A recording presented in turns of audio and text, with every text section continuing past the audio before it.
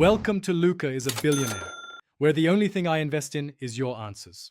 In this video, I will show how to make hard-boiled eggs Martha Stewart easy method.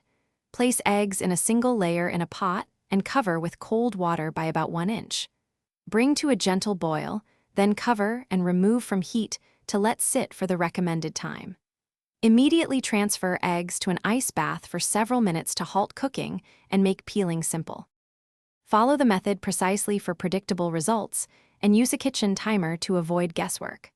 Once water reaches a gentle boil, cover the pot and remove it from heat so residual warmth cooks the eggs.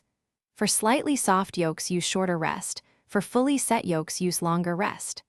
Transfer eggs promptly to an ice bath to stop cooking and make peeling straightforward and reliable each time. If you are finding this video helpful, please subscribe and like to support the channel. Quick recommendation: the Echo Dot smart speaker brings your space to life, plays cooking timers, and keeps recipes handy while your eggs cook. It's a small upgrade that makes multitasking in the kitchen easier and more fun. Check the description for the link and other deals. Now let's get back to the video.